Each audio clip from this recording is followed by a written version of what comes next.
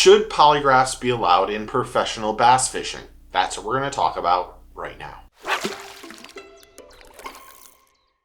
A recent angler who was caught cheating was fortunate enough to pass 3 polygraphs in his past.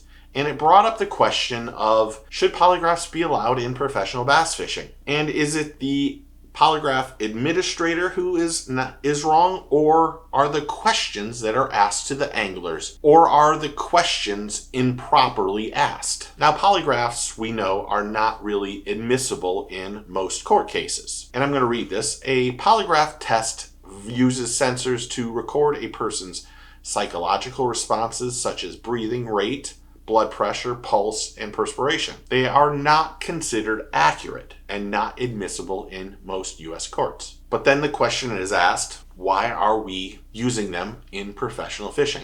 Now, I reached out to several polygraph administrators, and all of them had something different, but they had a conclusive thing. One in particular said they should not be used in sport fishing. He actually said they should not be used in any sport at all. Now, anglers pay to get into most tournaments, except this year on the elites, but they are considered technically they consider themselves an employee of bass, or MLF, or MPFL. Now, most of the professionals I asked say how the question asked is as important as the administrator giving the test. There are too many people out there that they claim will do things improperly when asking the question, or even when they're administering the test. And I quote from someone, "It is extremely important as these are designed to elicit a psychological response that can be interpreted as indicative or deceptive of truthfulness. And a bad or poorly constructed question can lead to an inconclusive or misleading data." And a majority of the people that I talked to said that there's too many polygraph tests that happen on MLF and not enough on the elites. This polygrapher also said that, you want to know what?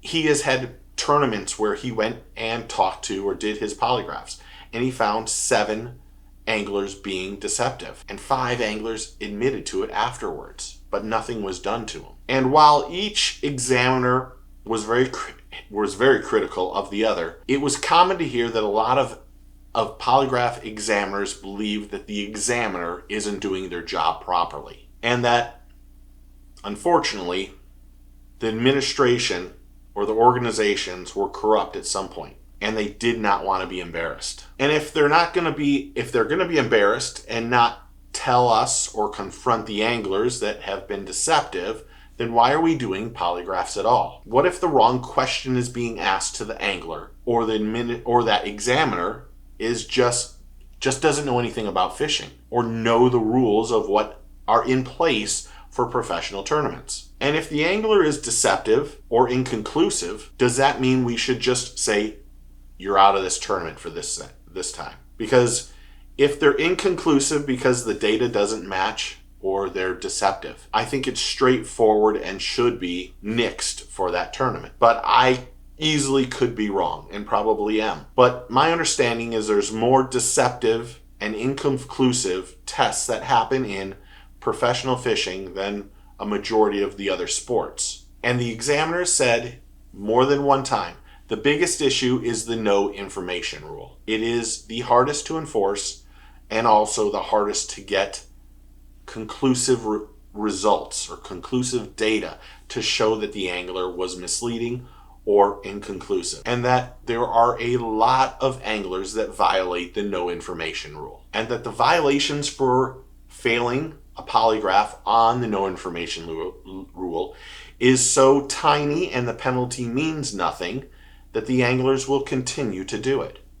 And this isn't all anglers. This is a handful of anglers that, while they shouldn't be skirting the gray area, they are. And having the right examiner not only state the questions properly and be a confident and a reputable polygrapher is important to the success of fishing, because the polygrapher is there to make sure we don't have cheating, or we don't have cheaters, or we don't have someone that's gaining an advantage over the other ones. Because the anglers, or most anglers, want to have a level playing field. They want to put themselves up against each other, one-on-one or one against the whole field. They're confident in their skills and their competitiveness. If one angler is getting an advantage over another, and then the polygraph says they're inconclusive or deceptive, and the tiny fine or penalty that they have to abide by happens and they still win, it still means that that angler that was deceptive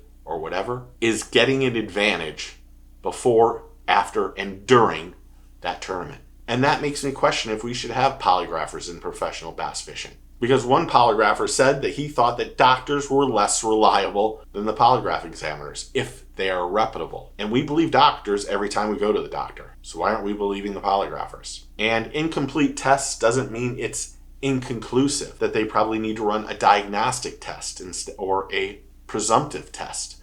They need to do more work as an examiner to find out if that angler is being truthful. Because I would hate to go into a tournament and know that my competitor has an advantage already, or he is not going to be caught for the cheating that he is doing by getting information or doing other things.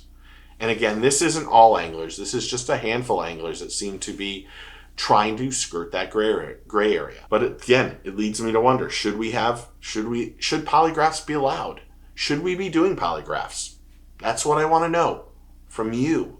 So comment below. Should we continue to have polygraphs, even though we know people are getting away with it? And what does an inconclusive test mean to you? Does that mean they failed it? Does it mean they were truthful? You tell me in the comment below. Thank you. Anyway, thanks for all the new subscribers. Thanks to all new members. Thank you everyone who's interactive on the channel. I really do appreciate you guys. It's been it's awesome. It's unbelievably incredible on what's going on this channel. And this community is the best. Let me just say that. Thank you. You guys are the best. But if you're not a subscriber, you should be. It's quick, easy, and it's free. All you gotta do is hit that button and you make my day. So hit it and thank you. Remember, take your kid fishing, tight lines, cheers, and get your fish on.